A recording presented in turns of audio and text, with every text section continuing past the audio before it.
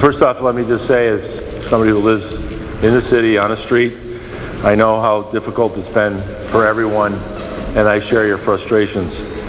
I want to thank the city residents and the public employees who helped us get us through this very difficult time, especially Junior, who I think payloaded out more people than any single person.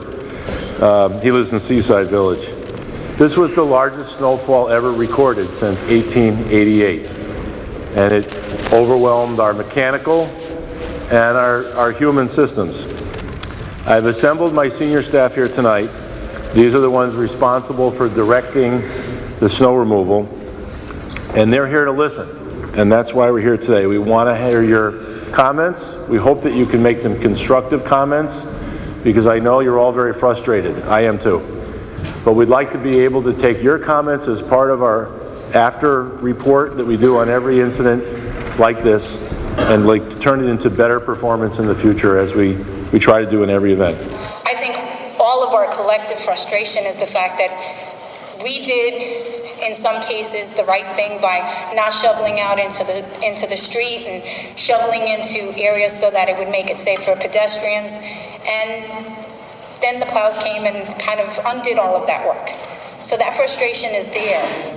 It's time for us to man up as a city. I think that we should stop playing politics in the city, and anytime there's an issue that we don't like, that we don't agree with, we're quick to blame the mayor. If you're running it, the mayor is running it, he's the one in charge of it. Put the blame where the blame goes. So we have some very, very upset people here. Wow, the amount of space you guys allow to take up in your brain to be upset is crazy.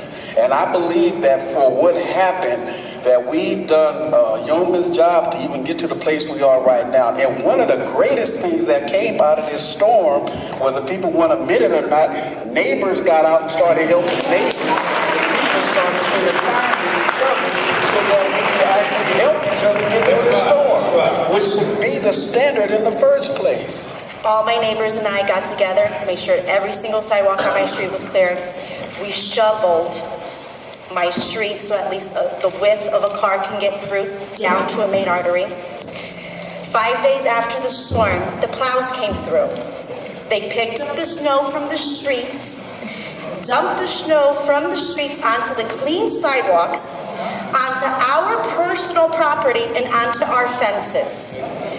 What I saw in my neighborhood, we all got together, we helped each other and plowed each other out on Greenwood Street. And it wasn't just my neighborhood, it was all the other neighborhoods trying to help one another out. On Sunday, I called my niece and said, "What are you doing out? I mean, the roads are so bad." She says, "Oh no, we're fine up here in Trumbull." I said, "What do you mean?" So I walked from where Luigi's is all the way up to where she is, Trumbull Shopping Park. It was a different world. Main Street in Trumbull was like nothing happened. Main Street in Bridgeport was a disaster. But to complain here and to put blame and to ask for a resignation of someone that had no control, I'm sorry, it should never have happened. That's like saying if we're married and we have a problem to get divorced immediately. I never had a problem with this guy. I don't know this guy, but I'm telling you right now, he needs a nose, he needs a wig, and he needs some makeup, because that's all he's good for. He's a clown. Trust me.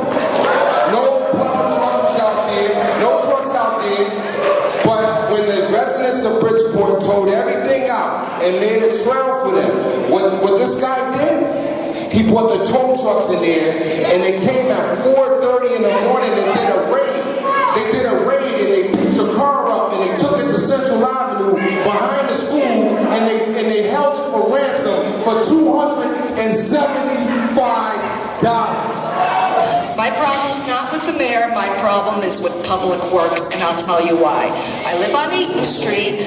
We didn't see a plow until Tuesday afternoon. A plow that came out of Norman and plowed only 150 feet of our street. Jenny, this is not my meeting. It's not yours either. It's the city council's meeting. I'd like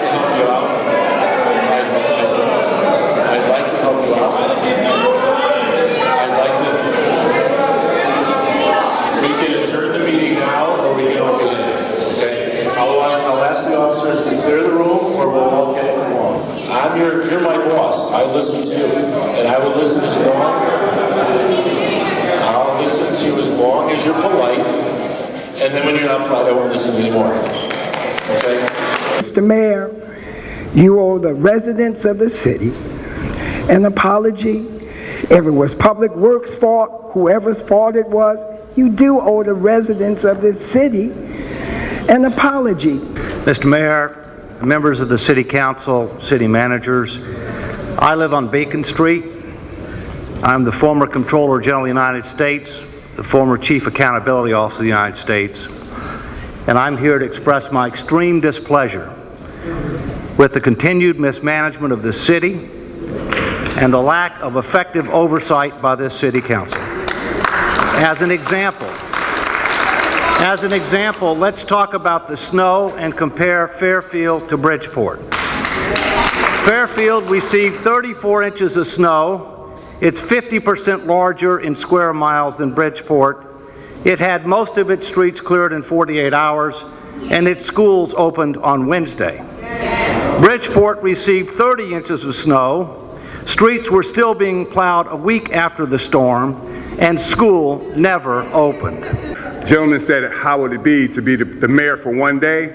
This day, I would not want to be the mayor. Just some quick numbers. I represent a condo association. I'm the president of it also. I own 1,000 square feet of property, and I pay over $5,000 in taxes. There's 58 units in my complex, and we contribute a total of $290,000 a year in taxes. The mayor's salary as of July 12 was $132,459. I just want to put these numbers out, and I'm not going to be mad at you. I'm not going to be mad at you, Ms. Mayor, because it's my fault. Because I didn't do my due diligence with the polls and getting out to my fellow neighbors and letting them know. It's my fault. And the magnitude of the snow was impressive. It was impressive. But I think that Mr. Appleby, and I ran an EOC in Japan for an army. I ran an emergency operations center. I had non-combatant operatives and everything, so I understand that job. And I work in emergency services now as a profession. If we can't do our jobs, then we should ask somebody else for some help. But to expect me to pay that much money in taxes and not get a service is a little sad. And I'm not going to talk about what happened because everybody has a story. But I do have an expectation. When I pay you $132,000 a year, when you ask me for $5,000 a year for 1,000 square feet of property, I do expect something from my city elected officials, all of them. And the oversight that Mr. McCarthy and the city council should be doing should be a lot better. I mean, I listened to it on all the media that the young lady talked about. The governor said don't get on the highway. People were getting towed off the highway. The mayor said don't get on the streets, and people were still driving down the streets to go where they wanted to go. That's part of the problem. That didn't work. The speed with which things happened did not work. The cooperation between our agencies didn't always work, but certainly between the people in our agencies, it did not work.